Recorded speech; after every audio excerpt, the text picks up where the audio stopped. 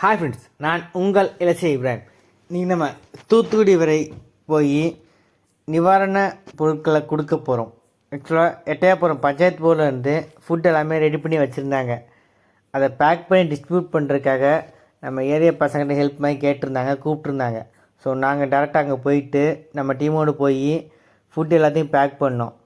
Back பண்ணிவிட்டு எல்லாத்தையும் வண்டியில் ஏற்றிட்டு கிளம்பி டேரெக்டாக தூத்துக்குடி வரைக்கும் போனோம். தூத்துக்குடி போகிறதுக்கு முன்னாடி எல்லாத்தையும் பேக் பண்ணி ரெடி பண்ணி வச்சிட்டோம். ஸோ வண்டியில் ஏற்றிட்டு கிளம்பி போகிறப்ப பார்த்திங்கன்னா தூத்துக்குடிக்குள்ளே ஃபுல்லாமே தண்ணி ரொம்ப கெட்டி கிடந்துச்சு. நாங்கள் போன ஏரியாவில் தண்ணி வடியாமல் ஃபுல்லாமே தேங்கி கிடந்துச்சு. ஸோ வெஹிக்கிள் கொஞ்சம் கஷ்டப்பட்டு தான் போச்சு. சில இடத்துல ஆஃப் ஆச்சு. இறங்கி வண்டியை தள்ளி ஸ்டார்ட் பண்ணி அப்படி கஷ்டப்பட்டு போயாச்சு. அங்கே ஏரியாவில் வந்து கொஞ்சம் ஃபுட் எல்லாத்தையும், வாட்டர் கேன்ஸ், பெட்ஷீட்ஸ் எல்லாத்தையுமே நம்ம டிஸ்ட்ரிபியூட் பண்ணோம்.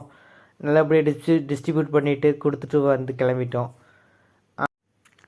இதேமாதிரி நாங்கள் நேற்று பக்கத்து ஏரியாவில் லாரி டிரைவர்ஸ்க்கெலாம் வந்து ஃபுட்டு அரேஞ்ச் பண்ணி ஓனாக நாங்களாம் ஏரியா பசங்களாம் காசு போட்டு சில இது பண்ணோம்.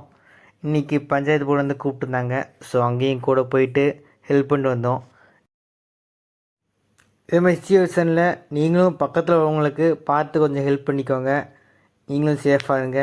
Be safe, be helpful.